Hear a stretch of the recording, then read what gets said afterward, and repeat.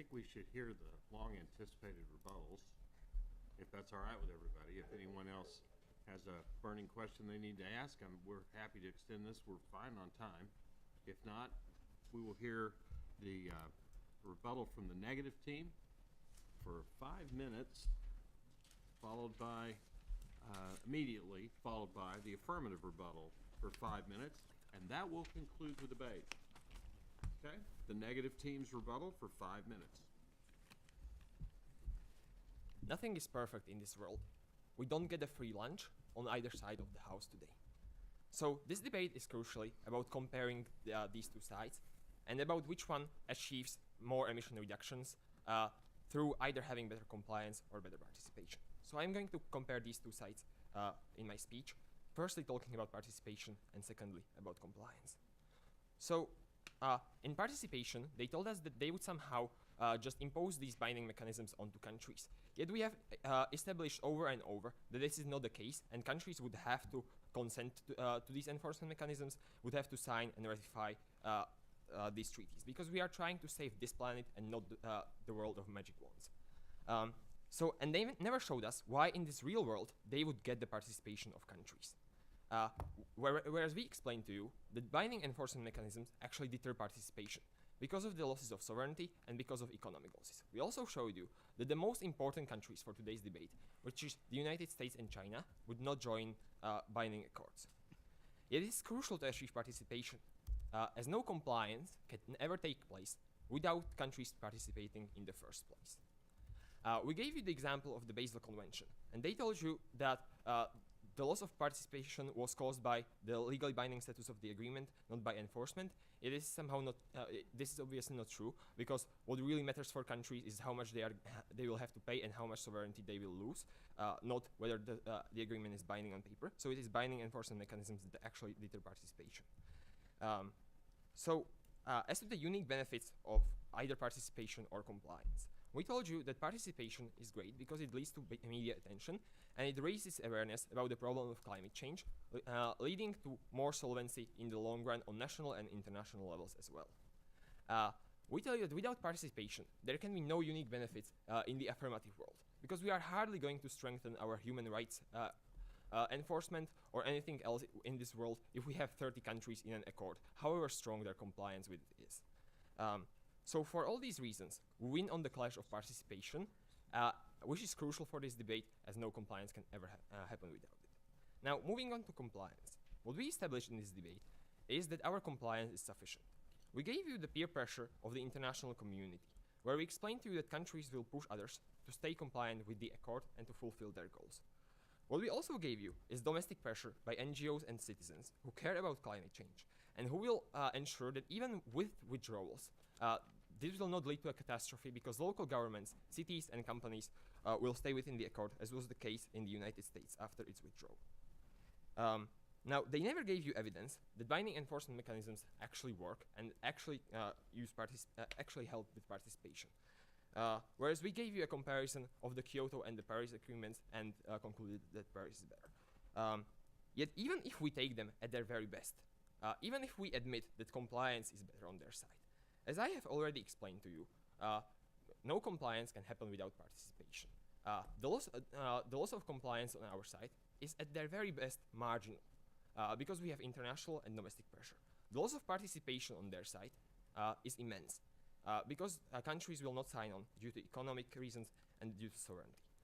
They try to claim that we will have no compliance whatsoever on our side, using the word zero many times. Yet this is a strawman fallacy, because instead of responding to our arguments about why we will actually have compliance on our side and why we will have sufficient compliance, they simply claim that we have none. So I will be crystal clear here. We have sufficient compliance on our side. Yet even if we did not, and even if their compliance was higher, we still win on the comparative, because we have far more countries participating and trying to do something. Now, moving on to the second part of compliance, which is the goals that are actually to be complied with. When I am entering an agreement, where I know that if I fail, I will be severely punished by other countries, I will naturally have an incentive to set the goal as low as possible, which is something they admitted. So we can see that the goals of accords that are actually to be fulfilled, the emission reductions, are far more stringent on our side. That means that even the overall contributions made by individual states are much higher on our side, because even if they fulfill only a part of what they set as their goal, it is still much more than the lowest possible bar they set on their side, which they will always pass.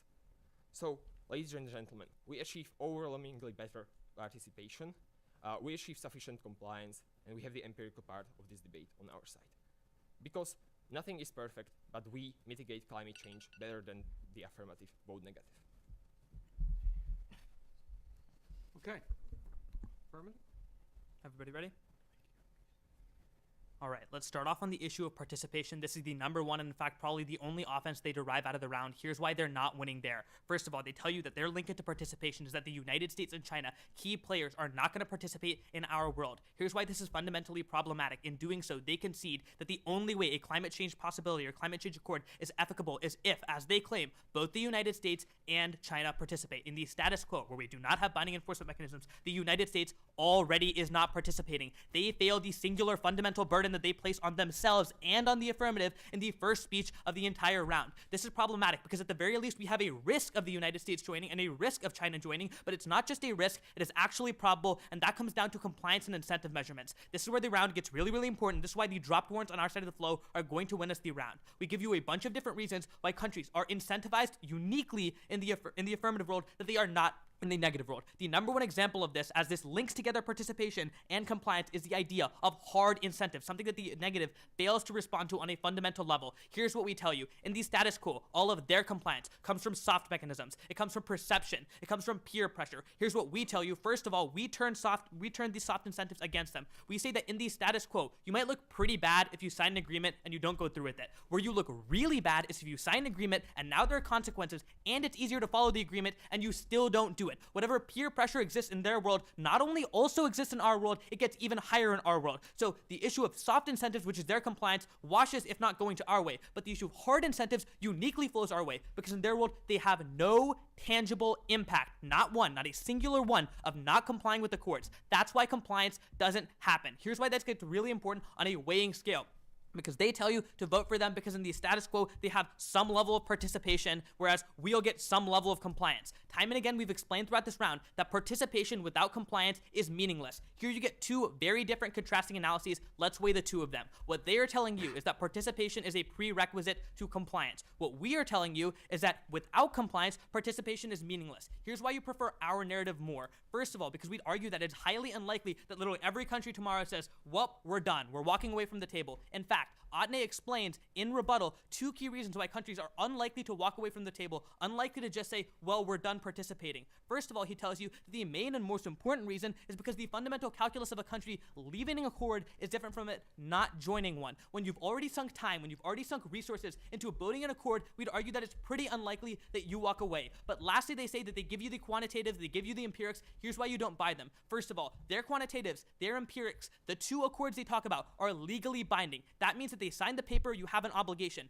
That does not mean it includes a binding enforcement mechanism. What a binding enforcement mechanism does is now when you've signed the paper, you are bound with consequences to follow through. That's going to be really important because legally binding accords, and this is really important, exist in both worlds. Both worlds have legally binding accords. Both worlds have countries signing pieces of paper. What our world does is it adds a binding enforcement mechanism at the point where their empirical analysis on the idea of binding enforcement mechanisms is really on something that exists in both worlds. They're not gaining unique participation impacts, but furthermore, we'd argue that on the issue of participation in relation to compliance, once you have incentives, you are far more likely to participate than the other way around. But lastly, they say that they're going to going for the idea of like the media coverage and they're going to make people more aware of the problem. This is where the bottom of our constructive comes into play. They just don't interact with this throughout the entire debate. We engage with it in cross, we go after it in constructive. Here's where it gets really key. We say, first of all, when you have enforcement mechanisms, just the idea of enforcement, even if we don't impact participation, even if we don't impact compliance, when you have enforcement, it creates a normative community. It sends a signal that we as a global community, as a geopolitical sphere, are all on the same page. That is very, very important because when we're all on the same page, page, media attention, coverage, all these things increase, but they increase in a specific way. Now it's not just more media is covering. That might not necessarily be a good thing. For example, right-wing media could propagate ideas that climate change doesn't exist. That's still more media coverage.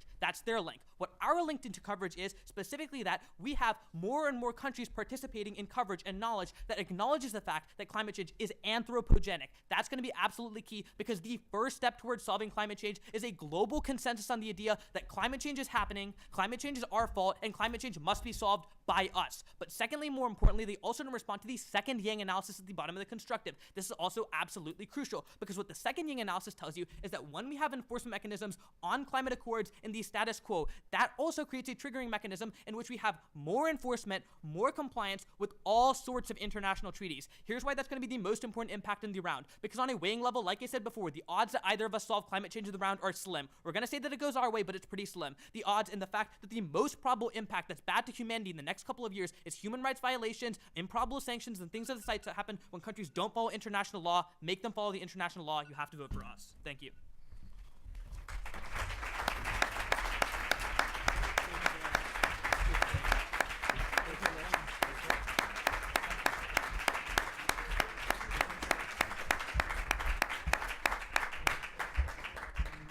Thank you to the teams. Thank you to the panel. I believe Andrea has a few things to tell us now.